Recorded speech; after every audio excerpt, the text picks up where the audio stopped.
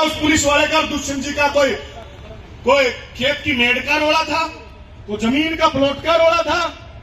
क्या दुष्यंत चौटाला प्रदर्शन में शामिल थे?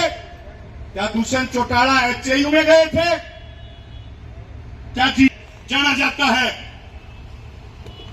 उस समाज में जन्म लेकर निहत्थे निर्दोष छात्रों पर मुकदमे लगाकर उनका जीवन बर्बाद करने का काम किया।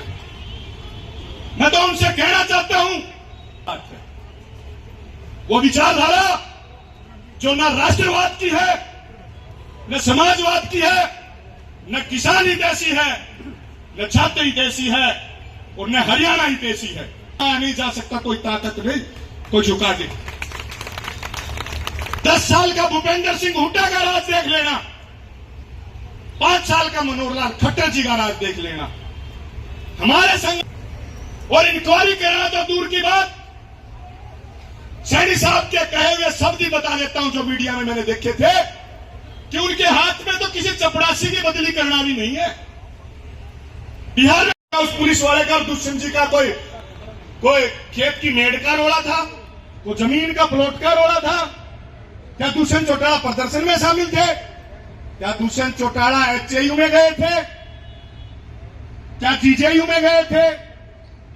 क्या एसपी ऑफिस में प्रदर्शन किया था? क्या थाने में प्रदर्शन किया था? या वाइस चांसलर के ऑफिस के बाहर प्रदर्शन किया था? भाई दुष्यंत चौटाला जी एसपी के पास क्या करने गए थे? ये एक बड़ा सवाल है। कई लोग इस मुद्दे में राजनीति कर रहे हैं। भाई ठीक है, राजनीति करने वाले राजनीति करेंगे, लेकिन हर मुद्दे में राजनीति नहीं होनी चाहिए। भाई झगड़ा क्या था कि विद्यार्थियों को उनके कार्यक्रम की अनुमति नहीं दी गई। भाई ठीक है, यूनिवर्सिटी एक स्वायत्त संस्था है, अनुमति नहीं दे वाइस चांसलर, कोई बड़ी बात नहीं है। पहले भी रोकी गई, आगे भी रोकी जाएंगी। परंतु अगर वो स्वायत्तता का हवाला जो दिया गया था, वो स्वायत्तता का हवाला आरएसएस के उन दुर्गों के लिए क्यों नहीं दिया जाता जिनका न इस देश की आजादी में कोई योगदान है, न इस देश के निर्माण में कोई योगदान है? उन लोगों के लिए दरवाजे क्यों नहीं बंद होते जो शहीद आजम भगत सिंह, राजगुरु सुखदेव, चंद्रशेखर आजाद जैसे हमारे आजादी के योद्धा थे, उनकी मुखबिरी करने में पूरा जीवन जिन लोगों का निकल गया, उनकी जयंतियां मनाई जाती है विश्वविद्यालयों में। और कुछ लोग सत्ता के घमंड में चूर होकर ये मानते हैं कि विद्यार्थियों की आवाज को दबा लिया जाएगा। तो मैं उनको बताता हूं, कान खोल के इस पंचायत के माध्यम से मेरी आवाज वहां तक जा रही होगी। कई वाइस चांसलर आए और कई वाइस चांसलर गए।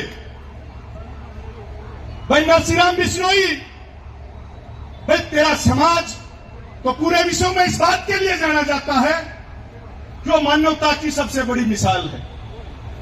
पशु पक्षी से लेकर जीव जंतुओं तक, वृक्षों तक बचाने के लिए आपके समाज ने एक बड़ी लड़ाई दी है, बड़ा बलिदान दिया है।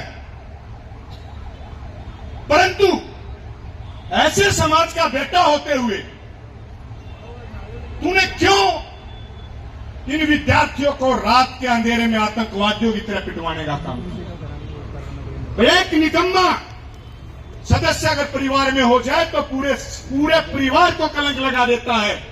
जो बिश्नोई समाज बलिदान के लिए, त्याग के लिए जाना जाता है, उस समाज में जन्म लेकर निहत्थे निर्दोष छात्रों पर मुकदमे लगाकर उनका जीवन बर्बाद करने का काम किया। मैं तो उनसे कहना चाहता हूं कि जिस सरकार के घमंड में आप चूर हुए बैठे हैं, तेरा तो सौदा के तेरे से बड़े बड़े वाइस चांसलरों की गर्दन के सरिये काट दिए हमने।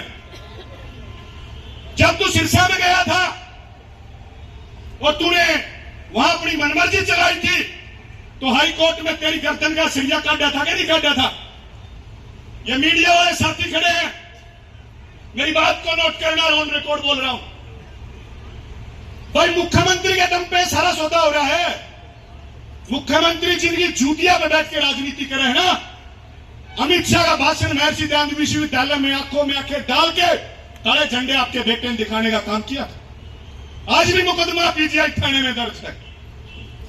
नरेंद्र मोदी का भाषण विश्वविद्यालय में जबरदस्ती सुनाया जा रहा था।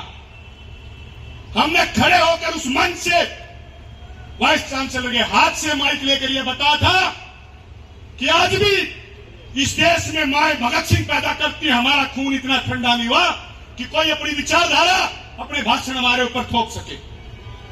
इसके अतिरिक्त साथियों, मैं दर्जनों ऐसे मुकदमे बता सकता हूं जब AK-47 लेकर हमारी गिरफ्तारियां हुई। वे कहते हैं कि पुलिस वाले ने घाटी दुष्यंत के आगे डाली। भाई हमने दुष्यंत चौटाला को पार्लियामेंट के आगे सिपाहियों से पिटते हुए भी देखा है SYL के प्रदर्शन पे। हमने तो दिग्विजय चौटाला को रोजगार के नाम पर पकौड़े बेचने का एक पाखंड चलाता तब जो है दिल्ली में सिपाहियों से लाठी खाते हुए भी देखा है। यह दुष्यंत चौटाला की बात नहीं है, यह पुलिस वाले की बात नहीं है, यह एक विचारधारा की बात है। वो विचारधारा जो न राष्ट्रवाद की है, न समाजवाद की है, न किसान हितैषी है, न छात्र हितैषी है और न हरियाणा हितैषी है। हमारी लड़ाई उस विचारधारा के खिलाफ है, किसी व्यक्ति विशेष के खिलाफ नहीं है। यह कुर्सी किसी की सगी नहीं होती। आज किसके पास है, कल किसी और के पास होगी, परसों किसी और के पास होगी। परंतु इतिहास से चंडीगढ़ में बैठे लोगों को एक चीज सीख लेनी चाहिए। युवा अपनी पे आते हैं तो कुर्सियां खींच लेते हैं नीचे से। जयप्रकाश नारायण जी का आंदोलन इस बात का उदाहरण है कि बड़े बड़ी सरकारें गिराई है विद्यार्थियों ने। जो भी साहब आपके कार्यालय के बाहर जो विद्यार्थी गए थे वो पढ़ने वाले विद्यार्थी थे, वो कोई बड़े एक्टिविस्ट नहीं थे, वो कक्षाएं लगाने वाले आदमी थे, किताबें उठाने वाले आदमी थे। जिस दिन झंडे उठाने वाले आदमी आपके दफ्तर के बाहर आएंगे उस दिन आपको आपकी कुर्सी की और आपकी औकात का पता चल जाएगा। एक महर्षि दयानंद विश्वविद्यालय में भी एक वाइस चांसलर था, बड़ा शोषण कर रहा था। एक गरीब माली ने आत्महत्या कर लिया लिखकर कि वाइस चांसलर के ओएसडी ने मेरे से 50,000 रुपए रिश्वत ली। जब हम मांग करने गए कि भाई इसकी मां को न्याय दो,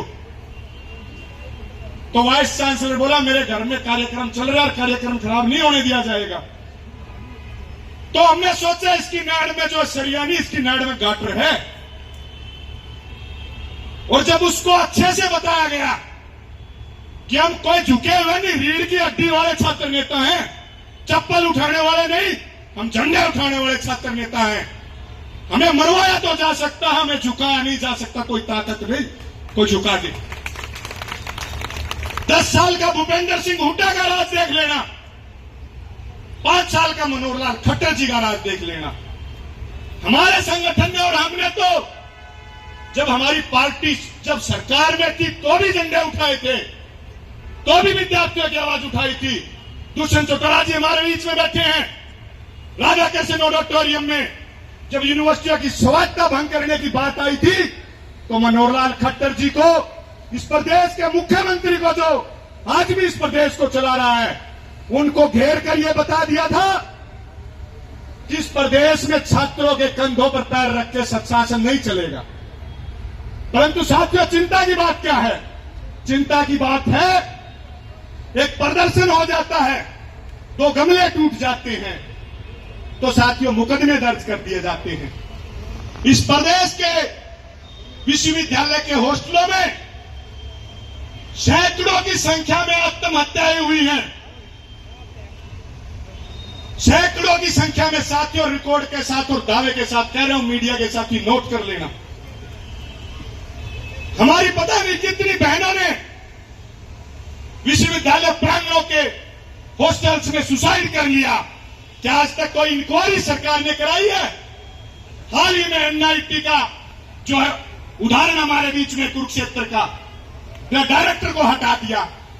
अरे डायरेक्टर को क्यों हटा दिया, यह भी तो जनता के बीच में पता होना चाहिए कि किसी छात्रा ने सुसाइड किया तो आपने डायरेक्टर को हटाया है, क्यों हटाया है? कई दर्जन आत्महत्याएं महर्षि दयानंद विश्वविद्यालय में हो चुकी हैं, HAU और TJU में हो चुकी हैं, हेल्थ यूनिवर्सिटी रोहतक में हो चुकी हैं, कुरुक्षेत्र विश्वविद्यालय में हो चुकी हैं। क्या कोई जुडिशियल इंक्वायरी कराई सरकार ने? नहीं कराई। क्यों नहीं कराई?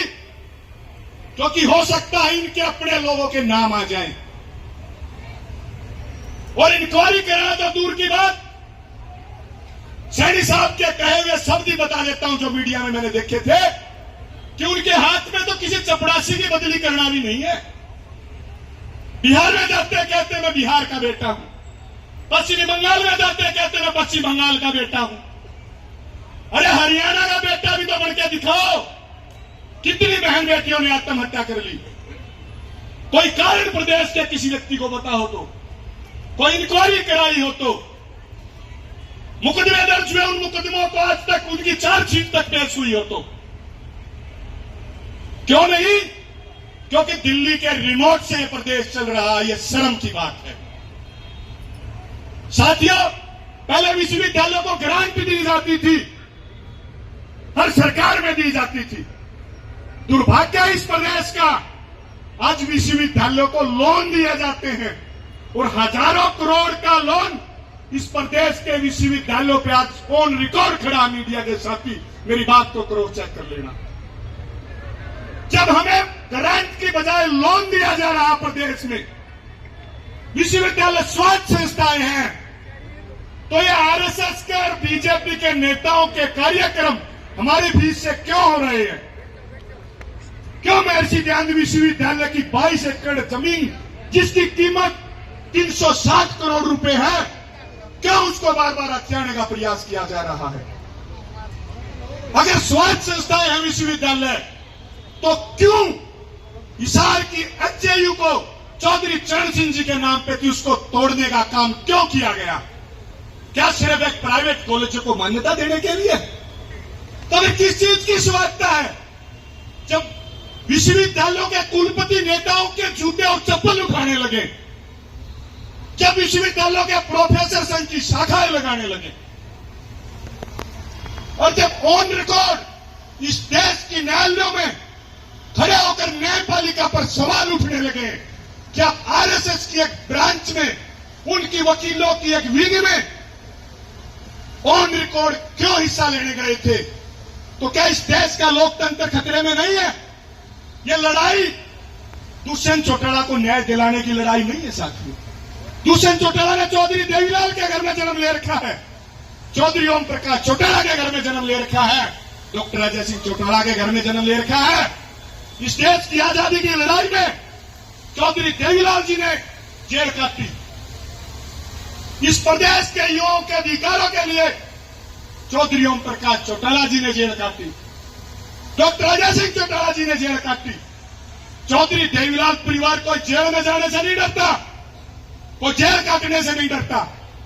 ये बात है ठीक और गलत की, ये बात है न्याय और अन्याय की, ये बात है विचारधारा की। आज प्राइवेट यूनिवर्सिटियां क्यों फल फूल रही हैं? वो फल फूल रही है क्योंकि ज्यादातर नेताओं का हिस्सा उन यूनिवर्सिटीज में है। सरकारी यूनिवर्सिटियों को उस तरीके से बर्बाद किया जा रहा है जैसे सरकारी स्कूलों को ये लोग बर्बाद कर चुके। सरकारी कॉलेजों को बर्बाद किया जा रहा है ताकि हायर एजुकेशन को भट्ठा बैठाकर ये लोग अपनी यूनिवर्सिटीज खोल सके, अपने कॉलेजेस खोल सके और इनके अपने बेटे विदेशों में जाकर शिक्षा ग्रहण कर सके। इनके बेटे तो रिसर्च करें और हमारे बेटे, हमारे भाई क्या करें? हमारे भाई गौमूत्र और गोबर की चर्चा करें। यह विचारधारा है इनकी। हम चाहते हैं, क्योंकि बड़ा लंबा हो गया कहने को, तो मेरे पास बहुत कुछ है साथियों।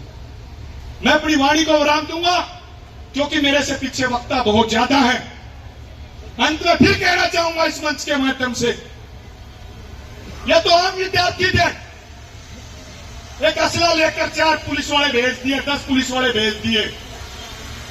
भाई 47 लेके भेज देना। रोहतक में रहता हूं, जिनकी जूतियों पर बैठ के तुम राजनीति करते हो। नरेंद्र मोदी का भाषण अगर ऑन रिकॉर्ड किसी ने रिकॉर्डिंग का काम किया, आपके बेटे ने रिकॉर्डिंग का काम किया, डंके की चोट पर रिकॉर्डिंग का काम किया, मुकदमा नंबर 217 आज भी न्यायालय में विचाराधीन है। जब अमित शाह ने चौधरी देवीलाल पर टिप्पणी की, चौधरी भजनलाल पर टिप्पणी की, चौधरी बंसीलाल पर टिप्पणी की थी महर्षि दयानंद विश्वविद्यालय के कार्यक्रम में, तो आंखों में आंखें डालकर उनको बताने का काम किया था कि हमारे प्रदेश के महापुरुष जो हमारी आन बान और शान है, कोई 2% का नेता आकर हमारे प्रदेश की पगड़ी पर कीचड़ उछाड़े, हम स्वीकार नहीं करेंगे। ये लड़ाई आपकी है, ये लड़ाई हम सबकी है, और इस लड़ाई में अगर 1 इंच भी हम पीछे हट जाए तो हम शक्ल नहीं दिखाएंगे। मैं विद्यार्थियों को कहना चाहता हूं, चाहे गोलियां चले, पहली गोली आपका भाई खाएगा। जो नाड़ में सरिया नरसिंह राम बिश्नोई का है, इसको निकालने का काम करो, फिर चंडीगढ़ का सरिया काटेंगे। धन्यवाद।